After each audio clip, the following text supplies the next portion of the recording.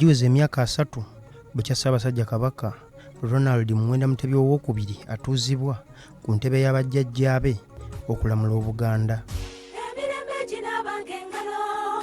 Mu myaka gino nnyini nsi asobodde okukwata ku bintu bingi okuli ebyobulamu, ebyobulimi, eby'emizannyo, eby'enjigiriza n'ebirala ebisobodde okukyusa embeera z'abantu.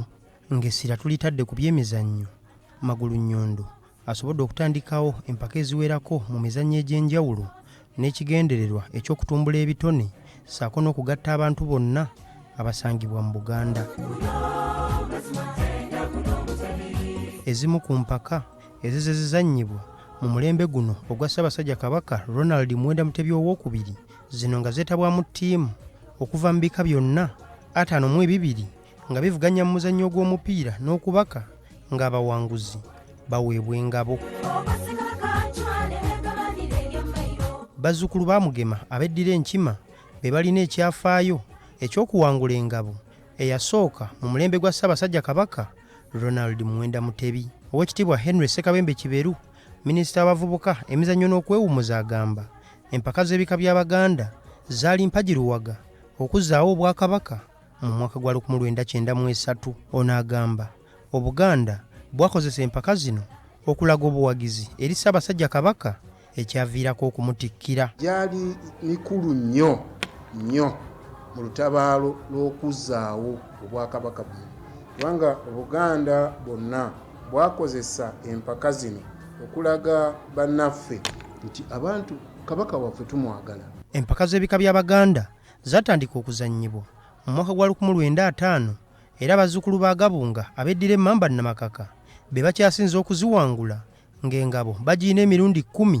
Bazzukulu ba Ndugwa abeddira Olugave be bakwata ekifo ekyokubiri ng'engabo bagiina emirundi 7. Omutaka Sheba Kakande Kasujja Kyesimba ow'omunaana ono nga ye mutaka ow'ekika ky'Enge yagamba empaka zino zikulaakulanye nnyo mu myaka gino 3 egya Ssaabasajja Kabaka Ronald Muwenda Mutebi owookubiri.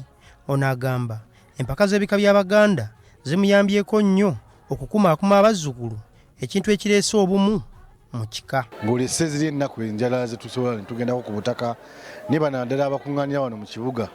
Tukoze bulungi nnyo mu kiseera kino. Ssaabasajja tukoze bulungi nti empiira gino gituyambye nnyo okutuleeta kumpi ne bazzukulu baffe. Omuzannyo omulala oguzannyibwa ebika by'Abaganda gwe gw'okubaka, nagwo nga gwatandika okuzannyibwa mu mwaka gwa 1905. Rachel Nannyonga ow'ekika ky'ennyonyi ennyange nga muzannyi wa ttiimu y'eggwanga ey'okubaka eya She Cranes agamba yatandika okuzannya empaka zino mu mwaka gwa 2010 nga zaamuyambako nnyo okukulaakulanya ekitone kye. Ono agamba yatandika okuzannya empaka zino ng'akyali mu ssomero, ttiimu ya Nick gye yamulabira okumukansa n'atandika okugizannyira mu ligi y'eggwanga ey'oku ntikko. Nze nange kennyini okundaba okubeera nga ndi mu kilabu ya Nick nga ndi ku She Crane era nali mu bika ab'ekika ky'ennyonyi be bandaba ne bagamba oyo omwana asaanidde okuzannya mu kika, nenzija nenzannyira ekika lwakyali muto ne kireetera ekitone kyange okututumuka n'abantu okukimanya ennyo nti omuzannyo mulungi.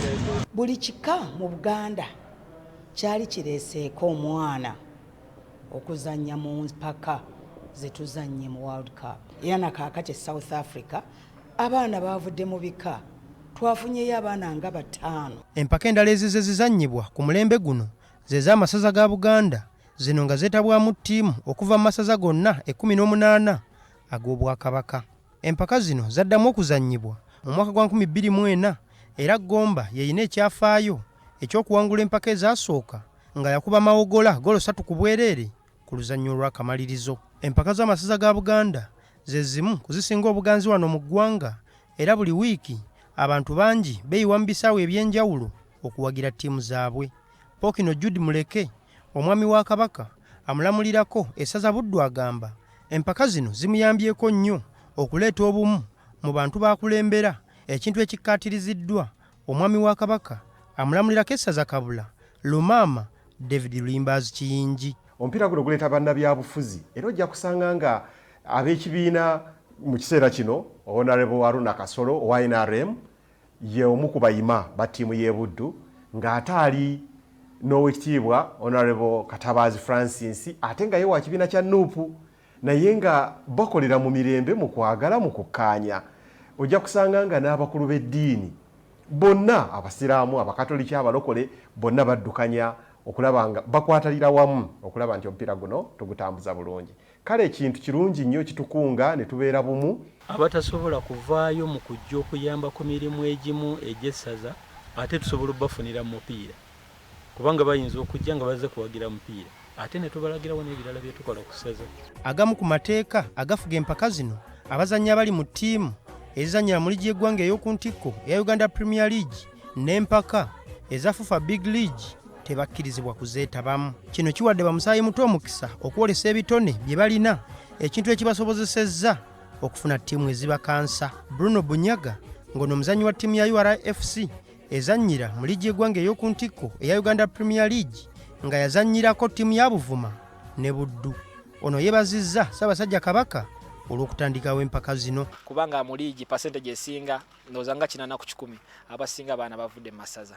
Era embeera ndaba emipiira gyali gye gisinga ogenda owulira nga bwe basoma background y'omuntu nga bagamba ono yali Buweekula, yali Buddu, yali Singo, yali wa newe embeera n'emikwano gyange eyo ku URA nga atumaze training owulira kale obutagala kukuboola nga naawe bakubamu ekiboozi ky'amasaza nga bagamba ffe twali eyo ebuluuli mu 2-5. Abazannyi abawerako bavudde mu mpaka zino ne bazannyira ku ttiimu z'eggwanga ez'enjawulo wabula Andrew Kigozi Samson yalina ekyafaayo eky'omuzannyi eyasooka okuyitibwa okuva mu mpaka ez'amasaza ga Buganda obutereevu okuzannya ku ttiimu y'eggwanga enkulu eya Uganda Cranes. Automatically ekyambustinga ng'omusambi kozi nange nali sikisuubira nti ne national team collapse omuntu asobola okusinziira ku level y'essaza n'ayita omusambi. Mu myaka gino 30 empaka endala nnyingi ezitandikiddwawo mu mizannyo egy'enjawulo era kuliko ez'amaato, ez'amasaza, eza goofu ow'amatikkira aga Ssaabasajja Kabaka, eza volleyball, eza badminton ow'amazaalibwa aga Ssaabasajja Kabaka n'endala. Mu myaka gino era Obwakabaka buwadde ebibiina okuli eky'omupiira ekya FIFA n'ekyebikonde ekya Uganda Boxing Federation ettaka okuzimbako ebisaawe ebiri ku mutindo ogw'ensi yonna. Oweekitiibwa Henry Ssekabembe Kiberwa agamba kino kigendereddwamu okwongera okukulaakulanya n'okuzuula ebitone naddala ebyaba musaayi muto. Ssaabasajja Kabaka bwe tulaba ng'avuddeyo okuwa federation ya FIFA ettaka, ng'avuddeyo okuwa ab'ebikonde ettaka, kitegeeza nti mu maaso eyo ebitone by'abaana baffe wano bijja kukula. Mpaawo okuwannanya kwonna nti ebyemizannyo biyitimuse nnyo mu myaka gino 30 era abantu bangi Ssaabasajja Kabaka baasiimye olw'ettoffaali lye bagyongeddeko nga mu basiimiddwa nange kennyini salekeddwa bbali olw'engeri gye nnaweerezaamu empaka ez'ebika by'Abaganda ez'omwaka oguwedde. Yogayoga ayi Ssaabasajja Kabaka olw'okuweza emyaka 3 ng'olamula Obuganda.